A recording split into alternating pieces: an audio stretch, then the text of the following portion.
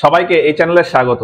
মোগল সাম্রাজ্যের এমন একজন বাদশা সম্পর্কে আজকে বলবো, স্থাপত্য শিল্পের ক্ষেত্রে যার নাম প্রথমেই আমাদের মাথায় আসে, তিনি হলেন শাহজাহান। তবে শাহজাহান সম্পর্কে আজকের এই লেকচার শুরু করার আগে একটুখানি বলি, যে কোনো কম্পিটিটিভ এক্সামের ইতিহাস সাবজেক্টটাকে কভার করার জন্য আমাদের চ্যানেলের ইন্ডিয়ান হিস্ট্রি প্লেলিস্টের যে ভিডিও সেগুলি দেখতে পারো। আর ইন্ডিয়ান পলিটির 1 থেকে 151 নম্বর ধারা পর্যন্ত সমস্ত ধারা আমরা ডিটেলসে ব্যাখ্যা করেছি। ইন্ডিয়ান পলিটির ওই প্লেলিস্টে গিয়ে ওই ভিডিওগুলো দেখতে পারো। তো শাহজাহান সম্পর্কে আসি। তার জন্ম হয় 1592 খ্রিস্টাব্দে। তার পিতা ছিল জাহাঙ্গীর এবং মাতা ছিল জগৎ গোসাই বা মানবতী বাই। শাহজাহানের স্ত্রী হলো মমতাজ বা আরজুমান বানু বেগম। 1612 খ্রিস্টাব্দে শাহজাহানের সাথে মমতাজের বিবাহ হয়। তবে মমতাজ ছাড়াও শাহজাহানের আরো দুজন স্ত্রী ছিল, কান্দাহারি বেগম আর ইজুন্নিসা বেগম। কি বললাম? কান্দাহারি বেগম আর ইজুন্নিসা বেগম। 1610 খ্রিস্টাব্দে কান্দাহারি বেগমের সাথে বিয়ে হয় আর 1617 খ্রিস্টাব্দে গিয়ে ইজুন্নিসা বেগমের সাথে বিয়ে হয়। তো ওই দুজন সম্পর্কে আমরা আর এলাম না। 1612 খ্রিস্টাব্দে শাহজাহানের সাথে মমতাজের বিবাহ হয় এবং তার থেকে শাহজাহানের 13টি সন্তান হয়। এর ভেতর 7 জন জীবিত ছিল এবং 6 জন মারা গিয়েছিল। আর 14 নম্বর সন্তান জন্ম দিতে গিয়ে মমতাজ মারা গিয়েছিল। মমতাজের থেকে শাহজাহানের যে 7 জন সন্তান আসেন, তার ভেতর 4 জন ছেলে এবং 3 জন মেয়ে। ছেলেরা হলেন দারাশিকো, শাহ সুজা, ঔরঙ্গজেব আর মুরাদ। কি বললাম? দারাশিকো, শাহ সুজা, ঔরঙ্গজেব আর মুরাদ। আর মেয়েরা হলেন জাহানারা, রোশনারা আর গহরারা। কি বললাম?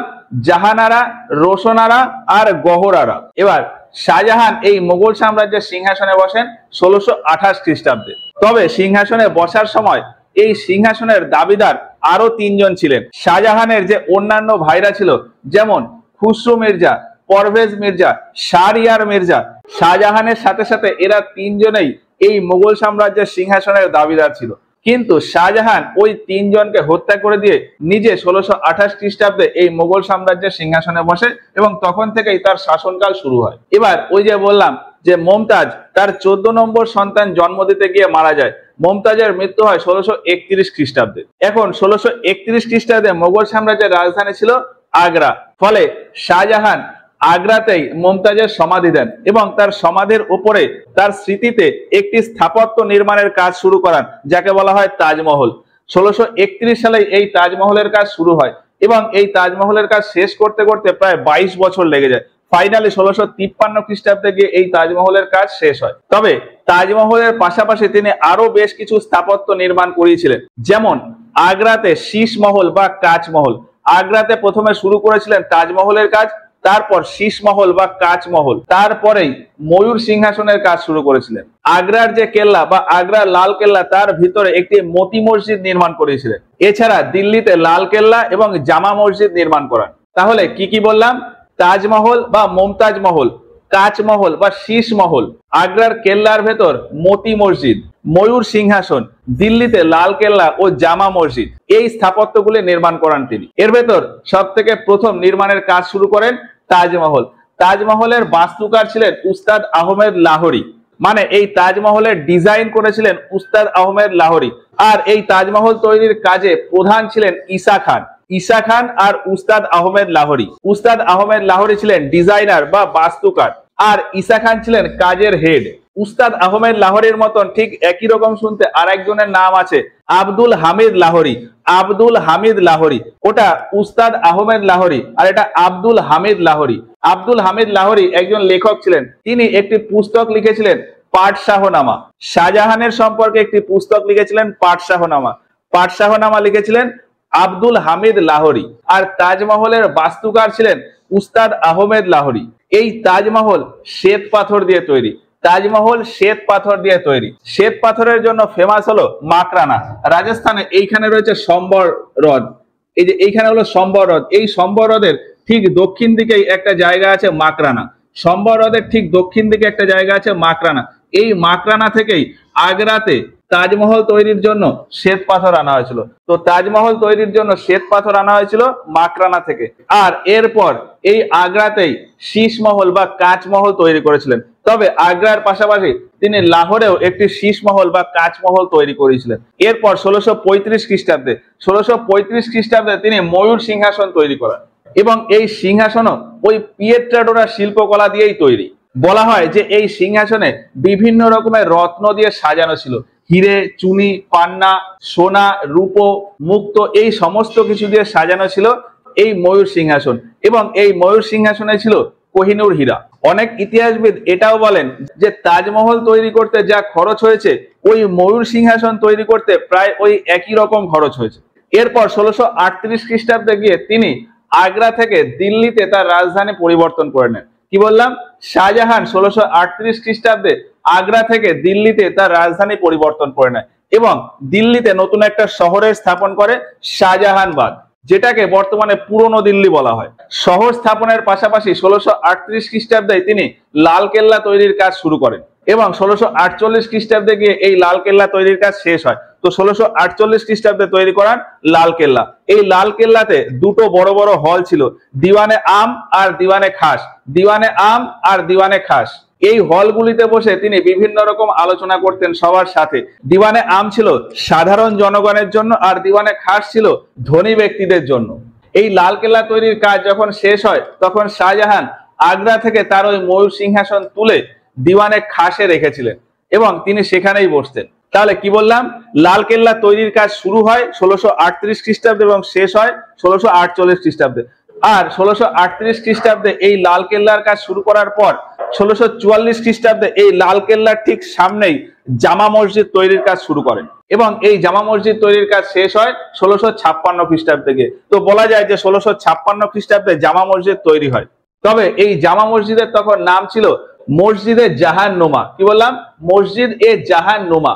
পরে ধীরে ধীরে এর নাম হয়ে যায় জামা মসজিদ। তবে এর মাঝখানে চলতে চলতে 1648 খ্রিস্টাব্দে 1648 খ্রিস্টাব্দে তিনি আবার আগ্রার লালকেল্লার ভেতরে ছোট একটি মসজিদ নির্মাণ করেছিলেন, মতি মসজিদ। দিল্লিতে জামা মসজিদ নির্মাণ করেছিলেন বড় আকারের, আর আগ্রার কেল্লার ভেতর ছোট একটি মসজিদ নির্মাণ করেছিলেন মতি মসজিদ। আর এই মতি মসজিদ তৈরির কাজ শেষ হয় 1655 খ্রিস্টাব্দে। তো কখন কোন কাজ শেষ হয় সেটা আমাদের জানার প্রয়োজন নেই, শুধু বলার দরকার তাই বলে দিলাম। তো শাহজাহানের মেইন এইগুলি হলো স্থাপত্য। কি কি? তাজমহল, শীষমহল বা কাঁচমহল, ময়ূর সিংহাসন, আগ্রার লালকেল্লার ভেতরে মতি মসজিদ, দিল্লিতে জামা মসজিদ আর লালকেল্লা। তবে শাহজাহান রাজা হওয়ার পর তার প্রচলিত প্রথাতে তিনি একটি চেঞ্জ করেছিলেন। এর আগে আকবর একটি নতুন ক্যালেন্ডার চালু করেছিলেন, ইলাহি সম্বত। শাহজাহান এই ইলাহি সম্বতটাকে বন্ধ করে দেন এবং ইসলামিক যে ক্যালেন্ডার অর্থাৎ হিজরি ক্যালেন্ডার, এই হিজরি ক্যালেন্ডারের প্রচলন করান। ইলাহি সম্বতের জায়গায় হিজরি ক্যালেন্ডারের প্রচলন করান। এবার শাহজাহানের আগে রাজা ছিল জাহাঙ্গীর। জাহাঙ্গীর দক্ষিণ ভারতে এখানে আহমেদনগর জয় করেছিল, এর আগের ক্লাসে আমরা দেখেছি। এখন জাহাঙ্গীর যখন এই আহমেদনগর নিয়ে নেয় তখন এখানে রাজা ছিল মালিক আম্বার। এখন আহমেদনগর মোগল সাম্রাজ্যের আন্ডারে থাকলেও মালিক আম্বার এই এরিয়ার প্রধান বা শাসক হিসেবেই ছিলেন। পরবর্তীতে মালিক আম্বারের পরে শাসক হয়ে যায় ফতে খান, মালিক আম্বারের ছেলে ফতে খান। ওপরে মোগল সাম্রাজ্যে রাজা চেঞ্জ হয়ে চলে এসছে শাহজাহান। এখন ফতে খান শাহজাহানের সময় তার এরিয়া আবারও আলাদা করে নিয়েছিল। তো এই ফতে খান সম্পর্কে আমরা একটু পরে আসছি। এবার এই যে দক্ষিণ ভারতের এরিয়া আবার আলাদা হয়ে গেল, এই দক্ষিণ ভারত জয় করার জন্য শাহজাহান দিল্লি থেকে পাঠিয়েছিল ঔরঙ্গজেবকে। কি বললাম, দক্ষিণ ভারত আবার আস্তে আস্তে স্বতন্ত্র হয়ে যাচ্ছে। ফলে এই দক্ষিণ ভারত আবার আক্রমণ করার জন্য, আবার জেতার জন্য দিল্লি থেকে শাহজাহান পাঠায় তার ছেলে ঔরঙ্গজেবকে। আর ঔরঙ্গজেব এসে দক্ষিণ ভারতের মোটামুটি বিভিন্ন এরিয়ায় জয় করে নেয় এবং দক্ষিণ দিক সামলানোর দায়িত্ব ছিল ঔরঙ্গজেবেরই। দক্ষিণ ভারত সামলানোর দায়িত্ব ছিল ঔরঙ্গজেবের। আর শাহজাহানের বাকি যে তিনজন ছেলে আছেন তাদেরকেও ভারতের বিভিন্ন জায়গার দায়িত্ব দিয়ে দেন। যেমন বাংলার এই এরিয়াতে শাসন করত বা বাংলার এই এরিয়ার দায়িত্ব ছিল শাহ সুজা। বাংলার এই এরিয়াতে ছিল শাহ সুজা। রাজস্থান, গুজরাট এই এরিয়াতে ছিল মুরাদ। এখানে শাহ সুজা, মুরাদ, এখানে হচ্ছে ঔরঙ্গজেব। আর দিল্লির এই এরিয়াতে শাহজাহানের সাথে তার ছেলে দারা শিকো ছিল। দারা শিকো ছিল সব থেকে বড় ছেলে দারা শিকো শাহজাহানের সাথেই দিল্লির এই এরিয়াতে ছিল। তাহলে কি বললাম, দিল্লির এই এরিয়াতে রয়েছে শাহজাহান আর দারা শিকো, বাংলার এই এরিয়াতে শাহ সুজা, গুজরাট রাজস্থান এই এরিয়াতে রয়েছে মুরাদ, আর দক্ষিণে রয়েছে ঔরঙ্গজেব। এই যে চারজন ছেলে, এই চারজন ছেলের ভেতর দারা শিকো এবং ঔরঙ্গজেব এরাই সব থেকে বেশি যোগ্য ছিলেন। আর শাহজাহান জীবিত অবস্থাতেই বলে গিয়েছিলেন যে আমার মৃত্যুর পর এই মোগল সাম্রাজ্যের সিংহাসনে বসবেন তার ছেলে দারা শিকো। কি বললাম, শাহজাহান জীবিত অবস্থাতেই দুবার ঘোষণা করেছিলেন যে তার মৃত্যুর পর এই মোগল সাম্রাজ্যের সিংহাসনে বসবে দারা শিকো। এখন ঔরঙ্গজেব শাহজাহানের ওই ঘোষণায় খুব একটা সন্তুষ্ট ছিলেন না। ঔরঙ্গজেব সবসময় চাইতেন যে তিনি এই দিল্লির সিংহাসনে বসবেন। এবার কি হবে কি না হবে সেটা শাহজাহান মারা গেলে তারপরেই দেখা যাবে। এইভাবে চলতে চলতে 1658 খ্রিস্টাব্দে 1658 খ্রিস্টাব্দে এই চারজন চার এরিয়াতে রয়েছে। এখানে রয়েছে মুরাদ, এখানে শাহ সুজা, এখানে ঔরঙ্গজেব, আর এখানে রয়েছে দারা শিকো। এই 1658 খ্রিস্টাব্দে গিয়ে দেখা যায় যে শাহজাহানের খুব শরীর খারাপ হয়ে যায় এবং রটারটি হয়ে যায় যে শাহজাহান মারা গেছে। এবার তাহলে শাহজাহান মারা যাওয়ার পর এই সিংহাসনে কে বসবে তাই নিয়ে এই চার ভাইয়ের ভেতর একটা যুদ্ধের পরিস্থিতি তৈরি হয়ে যায়। তবে সেই যুদ্ধের আগে দারা শিকোর একজন ছেলে ছিল শাহ সুলেমান। এই এরিয়াতে তো দারা শিকো রয়েছে, দারা শিকোর সাথে তার ছেলে ছিল শাহ সুলেমান, আর এই এরিয়াতে ছিল শাহ সুজা। কে এই দিল্লির সিংহাসনে বসবে তাই নিয়ে এখানে দারা শিকো এবং শাহ সুজা এদের দুজনের ভেতর একটা যুদ্ধ হওয়ার কথা, কিন্তু এদের দুজনের ভেতরে যুদ্ধ না হয়ে এই দারা শিকোর ছেলে ছিল শাহ সুলেমান। শাহ সুলেমান ভাবে যে তার পিতা দারা শিকো মারা যাওয়ার পরে কে রাজা হবে, তাই নিয়ে এই শাহ সুলেমান আর শাহ সুজা এই দুজনের ভেতরে একটা যুদ্ধ হয়। দারা শিকোর সাথে শাহ সুজার যুদ্ধ না হয়ে দারা শিকোর ছেলে শাহ সুলেমান আর শাহ সুজা এদের দুজনের ভেতর প্রথম একটা যুদ্ধ হয়, বাহাদুরপুরের যুদ্ধ। কি বললাম, দারা শিকো আর শাহ সুজার ভেতর যুদ্ধ না হয়ে দারা শিকোর ছেলে শাহ সুলেমান এবং শাহ সুজা এদের দুজনের ভেতর মানে কাকা ভাইপোর ভেতরে যুদ্ধ হয়, বাহাদুরপুরের যুদ্ধ। এই যে উত্তরপ্রদেশের এইখানে হলো বারাণসী, এই বারাণসীর এখানেই একটা জায়গা আছে বাহাদুরপুর। এই বাহাদুরপুরেই শাহ সুজা এবং শাহ সুলেমান এদের দুজনের ভেতর যুদ্ধ হয়, বাহাদুরপুরের যুদ্ধ 1658 খ্রিস্টাব্দে ফেব্রুয়ারি মাসে। এবং এই যুদ্ধে শাহ সুজা হেরে যায়, এই যুদ্ধে শাহ সুজা হেরে যায় এবং এই এরিয়াতে জিতে যায় শাহ সুলেমান। তাহলে এই এরিয়াতে রয়েছে দারা শিকো আর তার ছেলে শাহ সুলেমান। এবার দিল্লির সিংহাসনে বসার ইচ্ছা ঔরঙ্গজেবেরও রয়েছে। এখানে মুরাদ তেমন শক্তিশালী শাসক ছিল না, ফলে ঔরঙ্গজেব মুরাদকে সাথে নিয়ে দিল্লির উদ্দেশ্যে রওনা দেয়। কি বললাম, ঔরঙ্গজেব 1658 খ্রিস্টাব্দে 1658 খ্রিস্টাব্দে দক্ষিণ ভারত থেকে মুরাদকে সাথে নিয়ে নেয়। এই দুজনে একসাথে মিলে দিল্লির দিকে অগ্রসর হয় এবং দিল্লিতে দারা শিকোর সাথে একটা যুদ্ধ হয়, ধর্মটের যুদ্ধ। ঔরঙ্গজেব আর মুরাদ একসাথে মিলে দিল্লির উদ্দেশ্যে রওনা দেয় এবং একটা যুদ্ধ হয়, ধর্মটের যুদ্ধ। ধর্মটটা কোথায়? মধ্যপ্রদেশে একটা জায়গা আছে এখানে উজ্জয়িনী। এই উজ্জয়িনীর কাছে একটা জায়গা আছে ধর্মট, এখানেই এই ধর্মটের যুদ্ধ হয়। তো ধর্মটের যুদ্ধ কার কার ভেতর হয়? ঔরঙ্গজেব আর মুরাদ, অন্যদিকে ছিল দারা শিকো আর তার ছেলে শাহ সুলেমান। এবার এই যুদ্ধে দারা শিকো আর শাহ সুলেমান হেরে যায়। তবে ঔরঙ্গজেব এই যুদ্ধে জিতে দিল্লি যায়নি, যুদ্ধে জিতে আবারও দক্ষিণ ভারতে চলে এসেছিল এবং এই জায়গাটা মোটামুটি ছেড়ে দেয়। তখন দারা শিকো ঔরঙ্গজেবের বিরুদ্ধে বিদ্রোহ ঘোষণা করে এবং আবারও ঔরঙ্গজেব এবং দারা শিকোর ভিতর একটা যুদ্ধ হয়, শামুগড়ের যুদ্ধ। কি বললাম, একদম প্রথম থেকে আর একবার বলি। 1658 খ্রিস্টাব্দে রটারটি হয়ে যায় যে শাহজাহান মারা গেছে, সেই সময় কে পরবর্তী উত্তরাধিকার হবে তাই নিয়ে দারা শিকোর ছেলে শাহ সুলেমান এবং শাহ সুজা এদের দুজনের ভেতরে একটা যুদ্ধ হয়, বাহাদুরপুরের যুদ্ধ 1658 খ্রিস্টাব্দের ফেব্রুয়ারি মাসে। সেই যুদ্ধে শাহ সুজা হেরে যায়, ফলে এই ব্যাপারটা চলে গেল।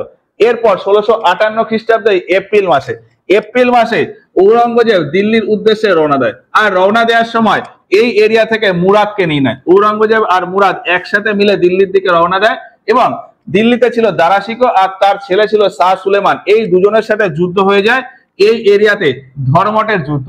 আর এই যুদ্ধে দারা শিকোর সাথে আরো একজন ছিল, এই চিত্তর বা মেওয়ার এরিয়াতে রাঠোর ফ্যামিলির একজন ছিল, যশবন্ত সিং রাঠোর। কি বললাম, দারা শিকোর সাথে একজন রাজপুত রাজা ছিলেন যশবন্ত সিং রাঠোর। তাহলে এই ধর্মটের যুদ্ধে একদিকে ছিল ঔরঙ্গজেব আর মুরাদ, আর অন্যদিকে ছিল দারা শিকো, শাহ সুলেমান আর রাজপুত একজন রাজা যশবন্ত সিং রাঠোর। এই ধর্মটের যুদ্ধে ঔরঙ্গজেব আর মুরাদ এদের তিনজনকে হারিয়ে দেয়। কিন্তু ঔরঙ্গজেব দিল্লিতে না গিয়ে আবার দক্ষিণ ভারতে চলে আসে, তার কিছু কাজ ছিল তার জন্য। কিন্তু পরবর্তীকালে গিয়ে দেখা যায় 1658 খ্রিস্টাব্দের মে মাসে 1658 খ্রিস্টাব্দের মে মাসে দারা শিকো ঔরঙ্গজেবের বিরুদ্ধে বিদ্রোহ ঘোষণা করে। আর আবারও একটা যুদ্ধ হয়, এই যুদ্ধটাকে বলা হয় সামুগড়ের যুদ্ধ। এই যুদ্ধে দারা শিকো আর শাহ সুলেমান একদিকে ছিল, আর অন্যদিকে ঔরঙ্গজেব আর মুরাদ ছিল। এবার এই ঘটনাটা ঘটে আগ্রার কাছাকাছি একটা জায়গা আছে সামুগড়। এই যে আগ্রা থেকে দক্ষিণ দিকে একটা জায়গা আছে সামুগড়, এইখানে লড়াই হয় 1658 খ্রিস্টাব্দের মে মাসে। আর এই যুদ্ধেও ঔরঙ্গজেব ও মুরাদ দারা শিকোকে হারিয়ে দেয়। আর ঔরঙ্গজেব এই 1658 খ্রিস্টাব্দে এখন নিজের রাজ্যাভিষেক করায়, দিল্লিতে থেকে তার রাজ্যাভিষেক করায়। তবে রাজ্যাভিষেক করিয়ে ঔরঙ্গজেব আবারও দক্ষিণ ভারতে চলে আসে। আর ঔরঙ্গজেব যখনই দক্ষিণ ভারতে আবার চলে আসে, এখানে দারা শিকো আবারও ঔরঙ্গজেবের বিরুদ্ধে বিদ্রোহ ঘোষণা করে। এবার ঔরঙ্গজেব মুরাদকে না নিয়ে একাই দিল্লির উদ্দেশ্যে রওনা দেয় এবং গিয়ে দারা শিকোকে হত্যা করে দেয়। আর তাকে হত্যা করার পাশাপাশি আরো যারা ছিল, অর্থাৎ শাহ সুলেমান, শাহ সুজা এবং মুরাদ, এই তিনজনকেই শেষ করে দেয়। শেষ করে দিয়ে ফাইনালি দিল্লিতে তার সিংহাসনে বসেন 1659 খ্রিস্টাব্দে। কি বললাম, 1659 খ্রিস্টাব্দে ঔরঙ্গজেব প্রথমে দারা শিকোর সাথে লড়াই করে। তখন একটা যুদ্ধ হয়, সেটাকে বলে দেওরায়ের যুদ্ধ। ঔরঙ্গজেব আর দারা শিকোর ভেতরে দেওরায়ের যুদ্ধ 1659 খ্রিস্টাব্দের এপ্রিল মাসে। দারা শিকোকে হারিয়ে ঔরঙ্গজেব ফাইনালি দিল্লির সিংহাসনে বসেন এবং তারপর বাকি এই যে তিনজন ছিল, অর্থাৎ মুরাদ, শাহ সুলেমান এবং শাহ সুজা, এদের তিনজনকেই শেষ করে দেয়। এবার দারা শিকো সম্পর্কে দুটো কথা আছে, সেটা একটু বলি। বলা হয় যে এই চার ভাইয়ের ভেতর সব থেকে যোগ্য ছিলেন দারা শিকো। তিনি বিভিন্ন ভাষাতে পারদর্শী ছিলেন, যেমন সংস্কৃত, আরব ও ফার্সি ভাষা, এই সমস্ত ভাষাতে তিনি পারদর্শী ছিলেন। সংস্কৃততে এমনই পারদর্শী ছিলেন যে প্রায় 50টারও বেশি উপনিষদ তিনি ফরাসি ভাষায় অনুবাদ করেছিলেন। সুফি সন্ত মিয়ানমির এবং সপ্তম গুরু হররায়, মিয়ানমির এবং হররায়, এদের দুজনের সাথে দারা শিকোর খুব ভালো সম্পর্ক ছিল। আর দারা শিকো এর আগে আকবরের মতন খুবই দয়ালু একজন ব্যক্তি ছিলেন, ফলে তাকে অনেক ইতিহাসবিদ লঘু আকবরও বলেন। এবার ঔরঙ্গজেব এই মুঘল সাম্রাজ্যের সিংহাসনে, মানে দিল্লির সিংহাসনে বসেন 1659 খ্রিস্টাব্দে। তবে তখনও শাহজাহান জীবিত। আর ঔরঙ্গজেব সিংহাসনে বসে দেখেন যে তার রাজকোষে তেমন কোনো অর্থ নেই। শাহজাহান এই যে এতগুলো স্থাপত্য তৈরি করেছে, এই স্থাপত্য তৈরি করায় রাজকোষের বেশিরভাগ অর্থই ওই স্থাপত্য নির্মাণে চলে গেছে। ফলে রাজ্য চালানোর মতন ঔরঙ্গজেবের কাছে তেমন অর্থ ছিল না। বলা হয় যে ঔরঙ্গজেব এই জন্যই শাহজাহানকে জেলে বন্দি করে দিয়েছিলেন। আগ্রাতে রয়েছে তাজমহল। তাজমহল যমুনা নদীর এক পাশে। বলা হয় যে ঔরঙ্গজেব তাজমহলের উল্টো দিকে, মানে যমুনা নদীর যে পাশে তাজমহল রয়েছে তার উল্টো দিকে একটা জেল বা কারাগার তৈরি করে সেখানে শাহজাহানকে বন্দি করে রেখেছিলেন। এবং এইভাবে থাকতে থাকতে শাহজাহান 1666 খ্রিস্টাব্দের 22শে জানুয়ারি মারা যান। আর তার মৃত্যুর পর তার দেহ তাজমহলের ভেতর মমতাজের সমাধির পাশেই সমাধি দিয়ে দেওয়া হয়। তো ঔরঙ্গজেব এই দিল্লির সিংহাসনে বসেন 1659 খ্রিস্টাব্দে, আর তার শাসনকাল ছিল 1707 খ্রিস্টাব্দ পর্যন্ত। এবার এই ঔরঙ্গজেব সম্পর্কে আমরা এর পরের ক্লাসে গিয়ে আলোচনা করব। এবার শাহজাহান থেকে আসা প্রিভিয়াস ইয়ারের কিছু প্রশ্ন দেখে নিই। 2022 সালে WBCS প্রিলিমিনারিতে প্রশ্ন এসেছিল যে উপনিষদের ফরাসি অনুবাদ কে করেছিলেন। তো 50টারও বেশি উপনিষদের ফরাসি অনুবাদ করেছিলেন দারা শিকো, শাহজাহানের ছেলে দারা শিকো। 2014 সালের প্রিলিমিনারিতে প্রশ্ন এসেছিল যে শাহজাহানের মৃত্যু কবে হয়। তো শাহজাহানের মৃত্যু হয় 1666 খ্রিস্টাব্দে। 1666 খ্রিস্টাব্দের 22শে জানুয়ারি। 2022 সালে WBCS মেন্সে প্রশ্ন এসেছিল যে আব্দুল হামিদ লাহোরী, আব্দুল হামিদ লাহোরীর লেখা পুস্তকের নাম কি। তো আব্দুল হামিদ লাহোরী লিখেছিলেন পাটশাহনামা, শাহজাহান সম্পর্কিত পুস্তক পাটশাহনামা। 2022 সালের মেন্সে আরো একটি প্রশ্ন এসেছিল যে তাজমহল কার স্মরণে তৈরি করা। তো শাহজাহান এই তাজমহল তৈরি করেছিলেন তার স্ত্রী মমতাজ মহলের স্মরণে বা আরজুমান বানু বেগমের স্মরণে। 2020 সালের WBCS মেন্সে প্রশ্ন এসেছিল যে কোন মোগল সম্রাট তার রাজধানী আগ্রা থেকে দিল্লি নিয়ে গিয়েছিল। তো আগ্রা থেকে দিল্লি তার ক্যাপিটাল শিফট করে নেন শাহজাহান। 2020 সালের মেন্সে আরো একটা প্রশ্ন এসেছিল যে কোন মোগল রাজপুত্র সংস্কৃত, আরব ও পারস্য এই তিনটি ভাষাতেই পারদর্শী ছিল। তো এই তিনটি ভাষাতেই পারদর্শী ছিল দারা শিকো। 2017 সালের মেন্সে প্রশ্ন এসেছিল যে কোন স্থাপত্য লম্বায় এবং চওড়ায় একই দৈর্ঘ্যের।